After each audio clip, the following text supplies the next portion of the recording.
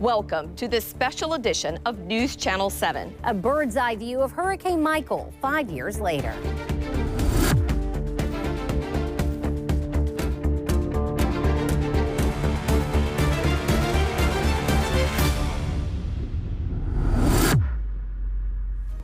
I'm Donna Bell. And I'm Jessica Foster. On October 10th, 2018, Category 5 Hurricane Michael made landfall right here in Mexico Beach.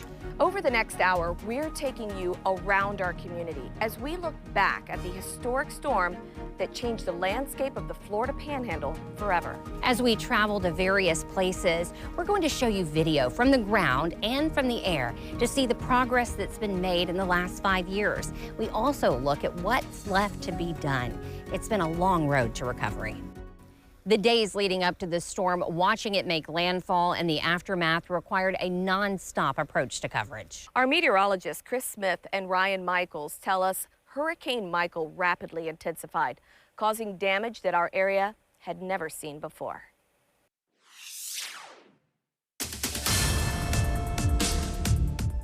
A hurricane warning remains in effect for all of Northwest Florida, as well as a storm surge warning. Well, the National Weather Service out of Tallahassee here this morning sent out a public advisory, and they named Hurricane Michael an unprecedented storm, something we've never seen in the Panhandle. We knew we were going to be dealing with something stronger than just a regular hurricane. Michael was going to end up being the benchmark storm for our area as far as the worst storm ever. Anything in the Western Caribbean, anything that develops around Central America, around the Yucatan, always has your #1 attention when it comes to something tropical, because that usually opens up into the Gulf, and then everybody in the Gulf is on alert. But you remember thinking, like, this is going to be one of the strongest hurricanes to ever hit the United States, and it's going to come right into your viewing area. By Sunday, we knew that we were looking at a storm system that was coming up to the Panhandle, and we knew that we were looking at something that was going to be stronger than something that we've ever seen here before. In a way, you're hoping that things are going to kind of unravel as what's causing this thing to steer, get some dry air and anything to keep it from intensifying, but it just didn't happen. It just kept going and going and going. And every advisory came out was worse than the one before. It's actually looking better organized this evening. You can see how cold the cloud tops are. We may be beginning to see the eye reform across the hurricane. And the outer band of the eye wall itself was just starting to get onto the east side of Panama City Beach, and you could hear the winds outside just whipping through. I was on air, and it was getting obviously really bad at that point, and then all of a sudden, you know, you could hear the roof, and you're almost like just narrating at that point. And some very gusty winds before we finally give.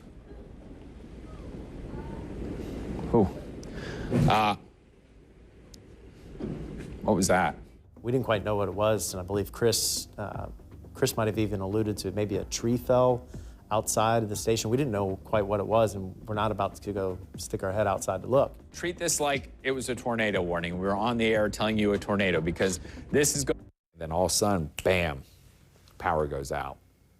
And it was just like the most helpless thing in the world. This is our studio. You can hear the water leaking in. I mean, it was pitch black. We lost power. We didn't, you know, there was leaks happening in the studio, so we knew that the safest place to be was actually in the other part of the building, to leave the studio and to go into what was built more like a bunker. Okay, guys, we lost power. We're going into a central room. There's chunks of the roof everywhere. At that point, you know, there are still people that were watching. And from what we had heard, the last thing that they saw or heard Chris say was that the roof, and then just went black. So anybody watching at home, they, you know, just might have thought that we, you know, just got taken out. I'm like, well, you know, we can't broadcast per se, but I said we can at least get on Facebook. We still do have cell service, so we'll see how long this lasts, and I'll continue to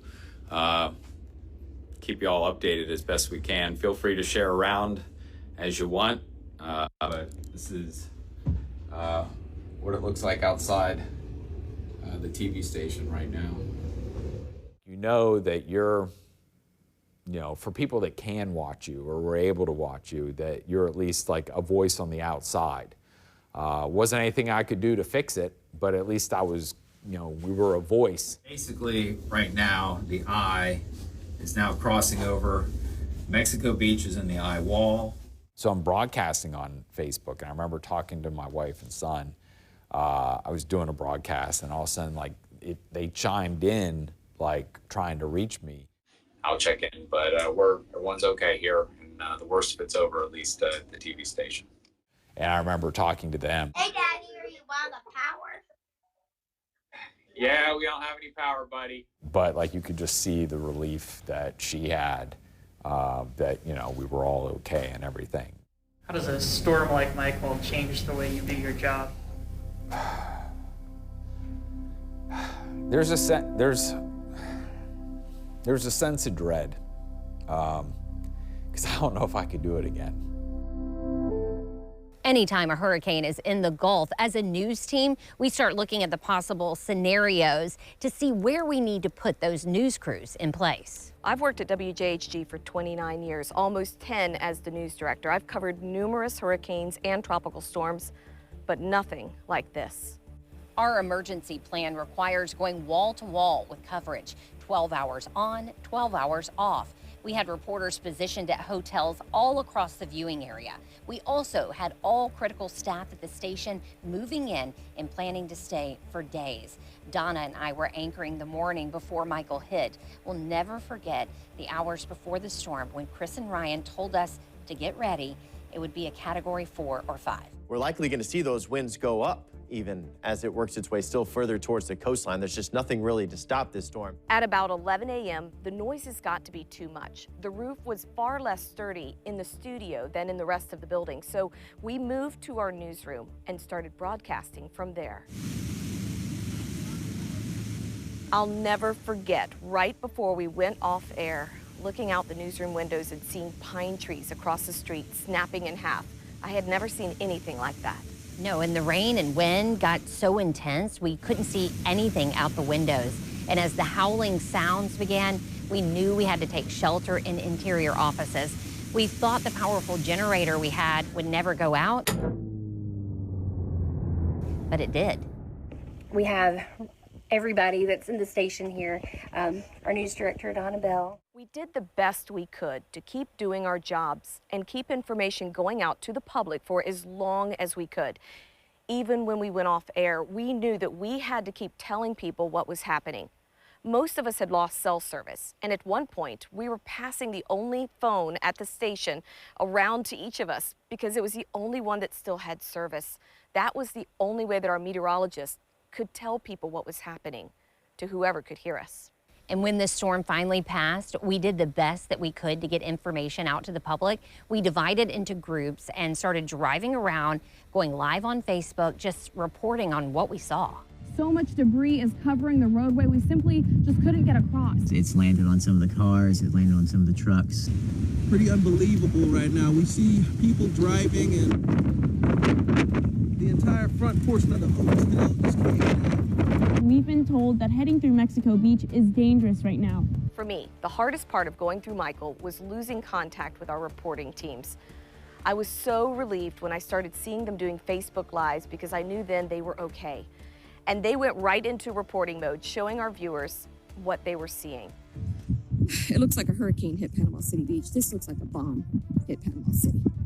Some did not get back to the station for several days because the roads were blocked by trees. We were so happy to see them again. You're crying. Thank you, yeah. What's up? How are you? Welcome back. As a news station, Hurricane Michael taught us to expect the unexpected and improvise. While we were back on air a short time after Michael hit, exactly who could actually see us was unknown. And in our damaged studio, we were limited. At one point, we just pointed the only working camera at a laptop and pulled up whatever video we could get. State and local leaders would stop by randomly to get important information out. I think we as a station just did what everyone else did, the best we could, because nothing really prepares you for your community becoming a disaster zone. As our cameras got out and started getting a first view of the damage, the place that was most shocking was right here in Mexico Beach. A week before the storm, we flew our Sky 7 drone right here in Mexico Beach over the canal. This is what it looked like. In the days after Hurricane Michael, we flew our drone over the exact same spot. The difference was shocking. Mexico Beach was devastated, but this small beach community was also resilient. This is what it looks like today, 5 years later, a community building back. When you see video like that, it really makes you think what a horrible experience it must have been for the people of Mexico Beach going through Hurricane Michael. It was devastating, it really was. And News Channel 7's Stephen Maxwell has the story of one family who remembers it all too well. Horrible roar. And you just waited, and you could literally feel it hit. It's hard to imagine for Tracy Gaddis, it's been 5 years. This is where we stayed up here. This is where Tracy, 8 of her family members, and 4 dogs rode out Hurricane Michael in Mexico Beach, climbing into this cramped space when the water started rising. And my grandson screamed, "We're all gonna die, we're all gonna die," which just pierced my heart. And I said to him, Nana said, "No, we're not. In the name of Jesus, amen." Wow. Did that help? Mm-hmm. I can imagine. It's taken a lot of prayers and faith to get this family where they are today. A similar story for hundreds who made their home in Mexico Beach. The Cat 5 storm destroyed much of the quiet beach community. City officials say about 85% of the city's homes were damaged. 5 years later, it's a different sight. You know, Mexico Beach, a lot of that side of the road were the little beach houses, and now they're big, they're beautiful. That's kind of neat seeing that, the different designs. Sir, you need some help. You're good, great. Just down the road from Tracy, all right. Al Cathy is running things at his hardware store. I've never thought Mother Nature could do so much damage in 3 hours. He was the mayor when Michael hit, and for a guy in the business of building, seeing the city build back so quickly took him by surprise. And today, who would have thought in almost 5 years that Mexico Beach would look like it does. You know, we look new, we look brighter, we look like we're healthy. For the past 5 years, locals have been making it their business to make sure Mexico Beach is built back better. But some say the next step is more business. We need more businesses. Disappointed that we don't have more. You can find places scattered down Highway 98, a few restaurants, hotels, and stores. But longtime locals like Al and Tracy say it's not enough. We're still lacking a grocery store. We're still lacking restaurants. We need food places. You need to be able to go somewhere on Mexico Beach. So what's the holdup? Cathy says it's a number of factors. When you're mom and pop, you don't have corporate America to support you. So there's some of those business owners that are trying to decide if there's a customer base to support their business. And we had some trees over here. And although there's work to be done, it's brighter days for Mexico Beach, especially when you remember the darkest times. And I'll just look up and it'll hit me that it's like hallowed ground, because that's where we were saved from the hurricane. In Mexico Beach, Stephen Maxwell, News Channel 7. While so much has been rebuilt in the last 5 years, there are other places that remain untouched. And some say they feel forgotten. We'll take you there when we come back.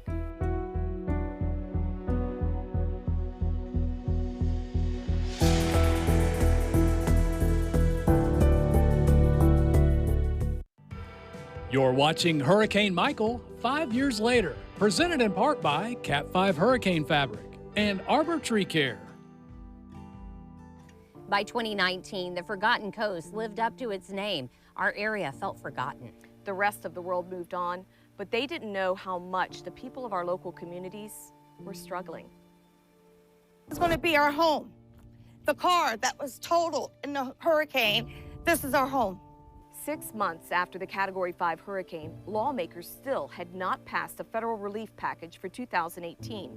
Then came the Angels. A group of women formed Michael's Angels. Their goal was to go to the state and federal level to get funding for hurricane victims. We partnered with them, doing stories every day about the suffering.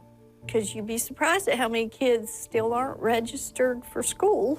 A lot because they're displaced and they're not sure where to register them because next week I may be somewhere else. And the week after that, somewhere else. Some kids experienced an endless cycle of moving homes, and for some, that cycle still isn't over. As the voice of the people grew louder, the angels took to the road, and we followed them. We shared a countdown on air and on social media, showing just how many days had passed without a federal relief package.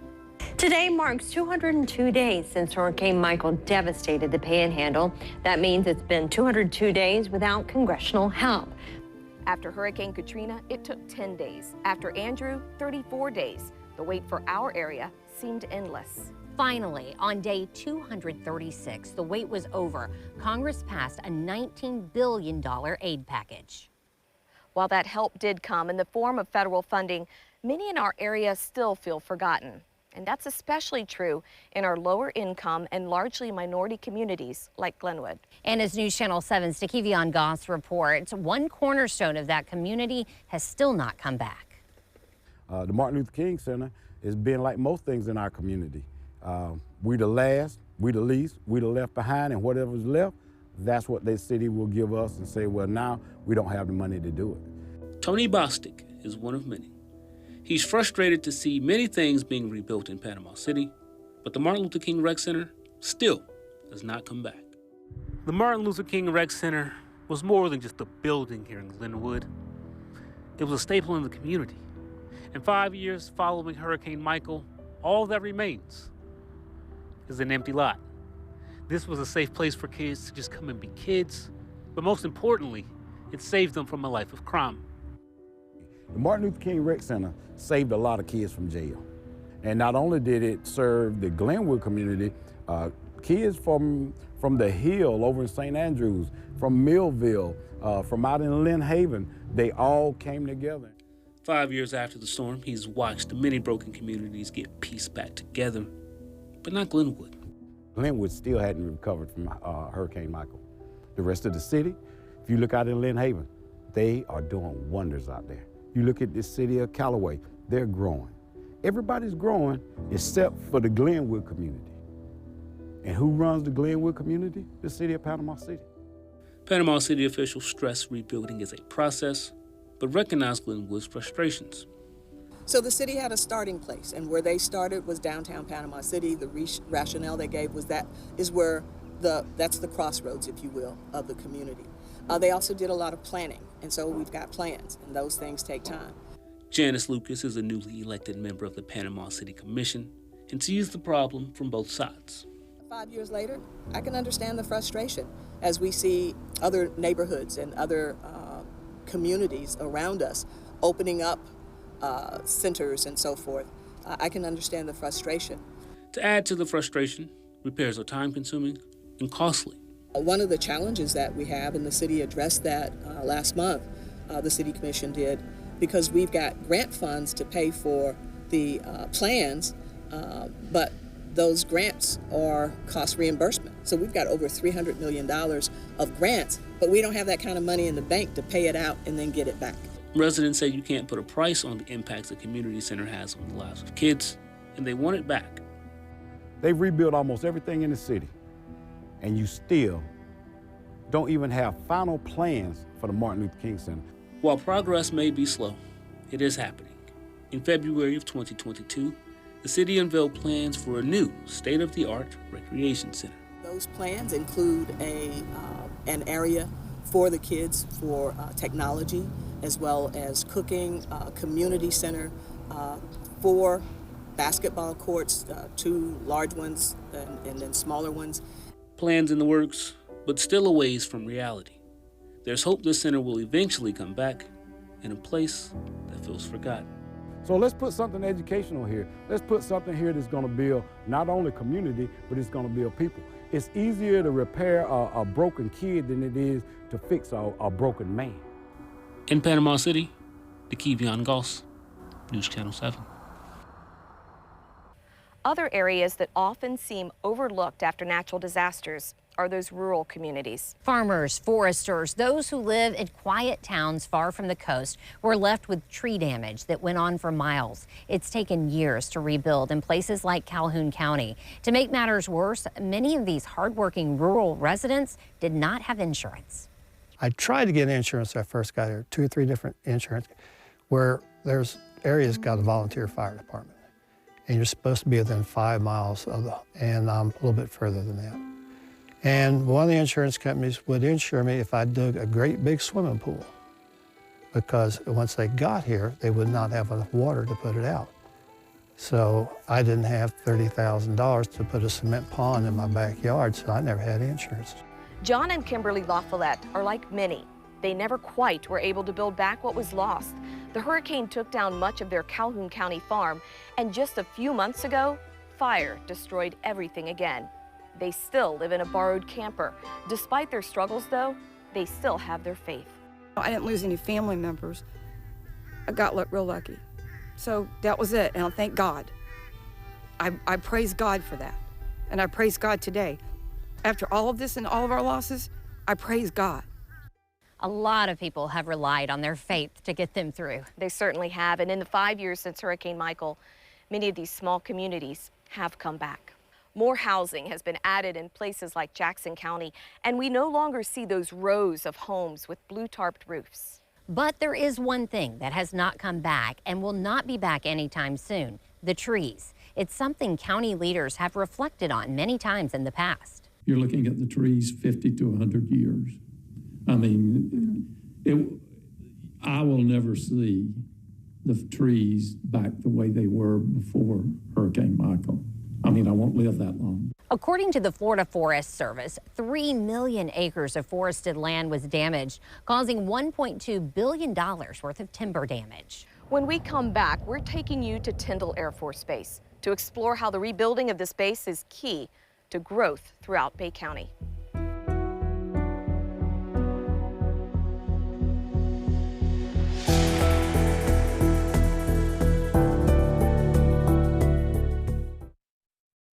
Tindle Air Force Base was in the direct path of Hurricane Michael, with the eye passing right over the base.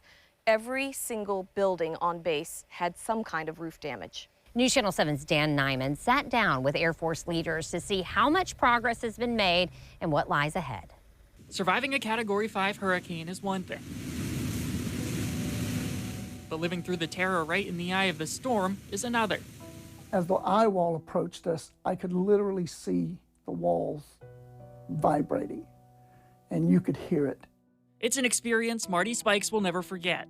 As the flight chief for the 325th Civil Engineer Squadron, his job is to prepare for, respond to, and recover from all hazards. On October 10th, 2018, that role included staying at Tindle Air Force Base as a member of the ride-out element.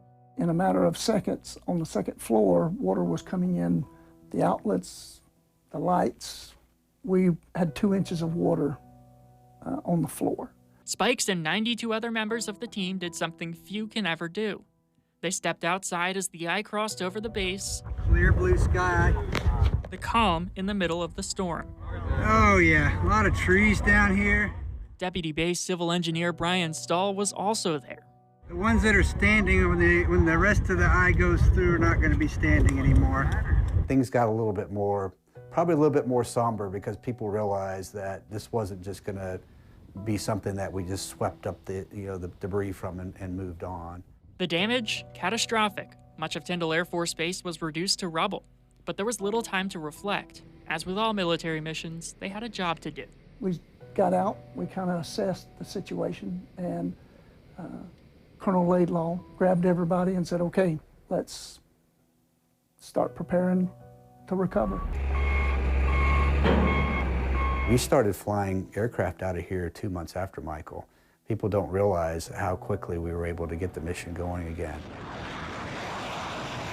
But even as the first aircraft left the runway, Colonel Robert Bartlow says it was clear that rebuild efforts wouldn't take off quite as quickly. It was difficult to envision for both the base and the community how they were going to recover given the level of devastation that was apparent right after the storm. Equally difficult to envision was the process of planning a rebuild. I'd say the challenge has been, when you're rebuilding a base largely from scratch, there's a lot of planning that goes into that to make sure you do it right. In June of 2019, Congress approved disaster relief funding for the base, allowing plans to become reality. We're building now the installation of the future out of the ashes of the base that was here before Michael. And now, the installation of the future is inching closer to an installation of the present, with a large majority of construction happening within the last year. Over 90% of the projects right now are under construction. At this point in time, we have all of the projects under contract, except for 2. It's not just construction on the rise. Rebuild efforts are the foundation for a growing population at the base and in the surrounding community. The installation, and these are rough numbers, has got about 3,000 people that work on it within the wing and some of the tenant units every day. We're doubling, or in some cases soon we may be more than doubling that number of people on this installation with bringing additional contractors on. All those people are needed to support what will ultimately be the benchmark for military installations around the world. Although this was a disaster that negatively impacted a lot of people's lives, I think at the end of the day, this is going to be a great thing for this area. I think it's going to be a great thing for the Air Force and for our military and for our country. What we're doing here to build the installation of the future really is going to be a model that's emulated by other installations around the Air Force and around the world. And while the base will soon be a model of modern design and new technology, those who stayed on base now have time to look back on what they went through 5 years ago and how far they've come. At Tindle Air Force Base, Dan Nyman, News Channel 7. Bringing back the base is key to bringing back the communities around it. 5 years ago, the scenes in places like Callaway were devastating. Homes, businesses, shops, restaurants, all damaged or destroyed. Our crews on the ground, days after Michael hit, recorded their stories. The entire Parker Callaway area is devastated. People need water. We need cell service restored as soon as possible so we can, start talking to, family and friends that are, all over. We need that as soon as possible. Plus, it would give us access to information. Some people moved and never came back. But today, as the base rebuilds, new families are moving in. Well, now there's this fresh new look to these communities on the east side of Bay County. And 5 years later, you can still see progress being made as construction crews work to replace what was lost. Homes and businesses can be replaced, but lives cannot. We relied on our first responders to get us through these dark times. But even for them, it was a story of survival. Up next, we'll take you inside a local police station as first responders continued to serve even after that station was reduced to rubble.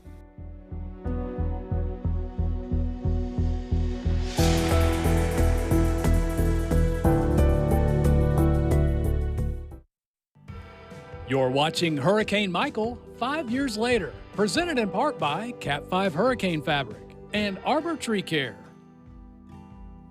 Every community has something that makes it unique. In the Cove area of Panama City, most will tell you it was the beautiful canopy of trees that set it apart. As we talk with locals about the storm, we hear this phrase all too often: I miss the trees. Those trees really made a tangled mess of neighborhoods like this. Some survivors could not get out of their homes for days. Rescue crews had to cut paths through roadways where hundreds of trees were uprooted by the force of Michael's winds. Neighbors relied on neighbors to get through those days. In the years since, it's been rebuilt. Homes are now newer, stronger, and built to withstand future storms. But as you drive through the Cove today, you no longer see that lush canopy of trees that set this area apart. And we had a great life here, and we're going to pick it up and keep moving forward. Moving to northern Bay County at the Panama Country Club, homes there were so damaged they had to be bulldozed. Most residents did not evacuate, thinking they would be safe so far from the coast. But Michael's winds all but devastated the Lynn Haven community, littering the Panama Country Club golf course with piles and piles of trees and debris. It was estimated that thousands of trees came down at this course, established back in 1927, but they worked to bring it back quickly. Less than a year after the storm, the golf course reopened, and in 2021, the clubhouse finally returned. A major feat, especially considering some other tree-lined golf courses across the area did not reopen after Michael. As the trees came down, calls for help could not be answered quickly. First responders had to shelter in place just like everyone else. And even they realized that their shelters could not withstand Michael's devastating winds. As News Channel 7's Claire Jones reports, it has taken a full 5 years to rebuild at the Lynn Haven police station, but it will take much longer to ever forget what they experienced on October 10th, 2018. We're much further along than I thought we ever would be, but we're not there yet. Deep scars, healing over. To know where we are now and to know where we were just 5 years ago, it's a miracle. A miracle that was hard to imagine while Police Chief Ricky Ramey, fellow officers, and their families rode out the storm in the old police department building. Where everyone was sleeping, it was like the walls were breathing inside. It used to be the sanctuary of a church, and we had to rush and get everybody out of the sanctuary, and then I'd say probably 15 minutes after that happened, the entire side of that building just collapsed. Memories he won't soon forget. We started to spread the message, if you're going to stay, write your Social Security number on your arm with a Sharpie. Because once it got that close, we knew it was going to be rough, and we knew it was going to be bad. Once the storm passed, News Channel 7 crews were there, and not much was left of the police station where they sheltered. What we're looking at is where the Lynn Haven police station used to be. Michael shredded that building like it was nothing. The majority of us were in that building when it crashed in around us. We still, talk about it periodically. But I will say when, we get storms or high winds, especially being in these temporary facilities, it gets nerve-wracking. Nerve-wracking, but Ramey says his community is moving on. There's been a lot of healing that has taken place, not only with individuals, including myself, but I would have to also look at the progress of this city. Look at the buildings, the ballparks, and the rebuild, which just gives you so much positivity. A new city hall and police department now stand in the place of the former one. What I have realized is the further we get away from Hurricane Michael, the stronger we become. And they'll use that strength to keep moving forward. In Lynn Haven, Claire Jones, News Channel 7. There's more to come on this special edition of News Channel 7. It wasn't just people impacted by Hurricane Michael. Many pets were left homeless, too. We'll look at that story when we come back.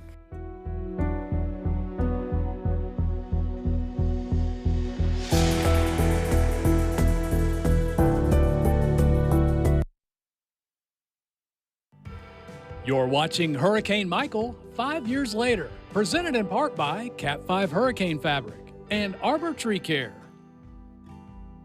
In the days after Hurricane Michael, hundreds of lost pets were found amongst the rubble. These pets were taken to local shelters, many of those becoming overcrowded. Bay County Animal Services began posting lost and found pets on Facebook, hoping to reunite families. Another sign of a community coming together, strangers taking care of pets until they could be reunited with their owners. One of those shelters, overcrowded and damaged after the storm, was the Bay County Humane Society. It remains closed today. In this News Channel 7 report, Allison Baker explores the reasons behind the area's only no-kill shelter remaining vacant 5 years later. Finding a home for homeless animals. It's been a mission of the Humane Society of Bay County since it first opened a shelter in the 1980s. Recently, the Panama City Commission voted to turn over operation of the animal shelter to the Humane Society on a contract basis. In the 1990s, the shelter seemingly found its forever home in a dome, the oddly shaped building behind the Panama City Police Department. The organization served as the only no-kill shelter in the county since 2006, until Hurricane Michael changed everything. The storm left the shelter in shambles, damaged but not destroyed. Bay County Humane Society President Mary Godden remembers it well. Other rescue organizations like ASPCA stepped in to help. These might eat us. They used our location as like the central hub and for rescue efforts, and then we never closed. But staying open proved difficult. The dome itself was always very difficult to sustain even prior to Hurricane Michael, And then when Hurricane Michael happened, the damage that happened to the dome is pretty substantial, but we were able to essentially patch it and keep it open for as long as we could. Survivors were struggling and donations were dropping. Everybody was going through the same thing. They lost homes, they lost businesses. So yeah, donations dropped significantly. Then the pandemic dropped another bomb. Once COVID hit and everything went into lockdown, there was no money. We had 8 adoptions in the month of February of 2020. That's it. In April of 2020, Humane Society leaders made the decision to close the doors of this shelter temporarily, saying they would reopen once they had enough funding. But today, 3.5 years later, the shelter remains closed. We have to make sure that we have the means to be able to come back and be able to stay open. As the community continues to build back, the shelter remains untouched. The plans for the rebuild to get a new shelter back open, we want to be able to expand our current capacity as well. So we do want to bring in a bigger shelter than what we currently have. So reopening the dome, that's out of the question. Godin says there are plans in the works. We're just, I guess you could say the initial type stages. The question is, when? We've got couple contractors that are going to provide us some quotes.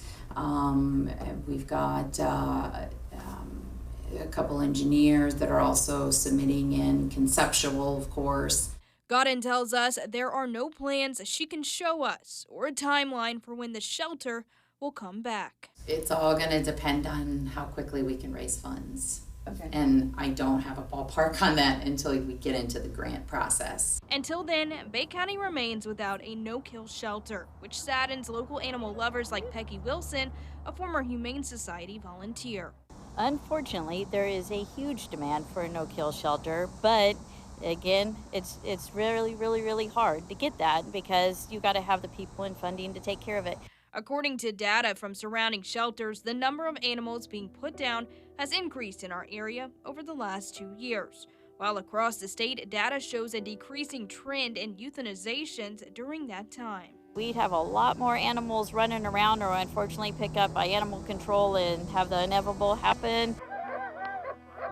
But there is hope. After the hurricane, many grassroots rescues have stepped up to try to fill the void left by an empty Humane Society. These rescues work day and night and work so hard to get these pets into forever homes. And with no end in sight, time will tell if and when the Humane Society will once again house homeless pets in Bay County. It's truly sad. Allison Baker, News Channel 7.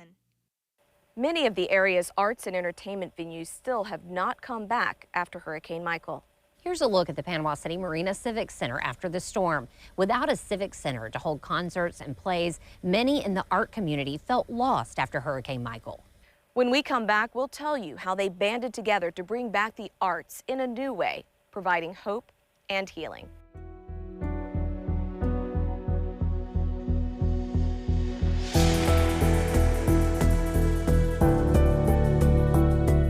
Music and art bring communities together, and they can also bring healing. But after Hurricane Michael, the art community had no large venues left. As News Channel 7's Victoria Scott reports, determination and a grassroots movement are bringing the arts back to Bay County. The Marina Civic Center was once the city's largest entertainment venue. Hurricane Michael's wind and water making it nearly unrecognizable inside. The Civic Center and the Martin Theater in downtown Panama City still have not reopened. I feel like the arts in Bay County is thriving. You just have to look really hard right now.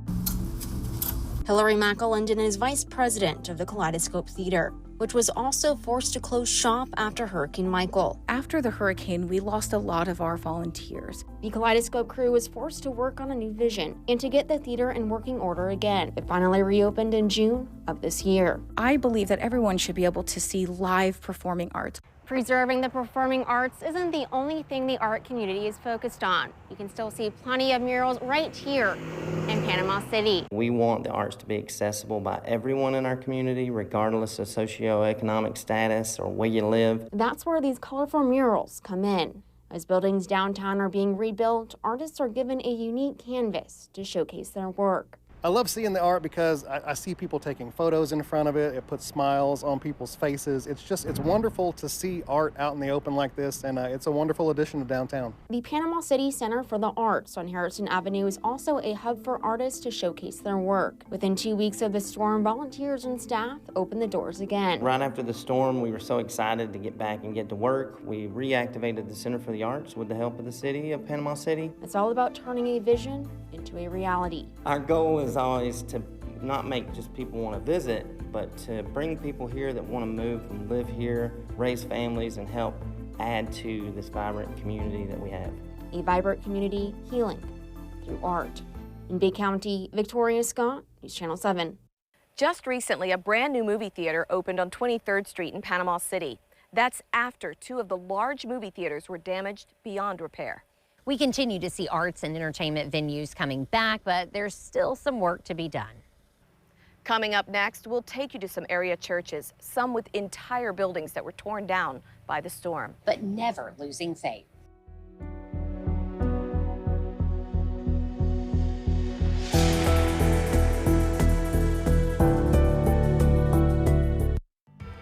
You're watching Hurricane Michael 5 years later, presented in part by Cat 5 Hurricane Fabric and Arbor Tree Care. It's easy to feel like hope is lost after a disaster like Michael, especially when you see the dozens of churches that were damaged, steeples that were torn off, sanctuaries completely caved in. But News Channel 7's Nisa Wilkins shows us how broken buildings didn't break the spirit and faith of our community. Where was God in all this? Over the last 5 years, we have learned, number one, to be incredibly patient. Patience, prayer, and a whole lot of faith. 3 things many churches have relied on while recovering from Hurricane Michael. This was St. Andrew's Methodist. Now, 5 years after church walls came tumbling down, many church sanctuaries have been rebuilt. Nisa, it's really remarkable to think how far the community and our congregation has come in 5 years. Our focus on what genuinely matters has changed. Even though we're in this beautiful building and we're thankful to God for it because it's a place where thousands get together each week, but it helped us understand it's not about the buildings, it's not about the stuff, it's about the people. A sentiment even those still waiting to move into a new building share. And then here's the sanctuary. I'd say the storm and the pandemic have made this group tighter. Instead of the melodious sounds of a choir wafting through the rafters at St. Andrew's Baptist, the sounds of construction are what you hear now. Still, members say they walk by faith and not by sight. The church is not a building, it is the people. And they're the ones that are coming to the forefront and continuing to minister to this community. Pastors told us the very same thing right after the storm. The church is not a building. It's got to be outside the wall to be effective in the community. Having a beautiful church building in which to worship is one thing. Having a congregation willing to help neighbors is everything. Even though we're still recovering, it's going to be a while, we're going to help people who've gone through the same thing because we know what they're going through. We were able to open our church up and our gymnasium and our youth room in the Community Life Center to other churches. We didn't have a whole lot left to function out of, but what we had, we wanted to share with our community. 5 years later, churches continue to look beyond denominational titles and work together. Because of Hurricane Michael, local churches have been able to prepare for future generations. We're making 100-year decisions. There will be future generations that gather in this space to worship, to praise God, to come with their families. This would be a hard statement for somebody to understand. But over the 80-year history of our church, one of the best things that has ever happened to our church was a Category 5 hurricane. Now, I wouldn't have said that 5 years ago. While there are constant reminders of what we went through, there are other reminders of how far we've come and who has helped us every step of the way. In Bay County, Nisa Wilkins, News Channel 7. As we reflect on the past 5 years, it's hard not to feel like our faith is what got us through. We saw so many miracles happening all around us in a relatively short amount of time, and we just know that we're going to continue to see many more. Hurricane Michael truly changed us, but I think overall we're stronger, we're more hopeful, we're a community united, and I can't wait to see what's going to happen in the next 5 years. For all of us at News Channel 7, thank you for joining us.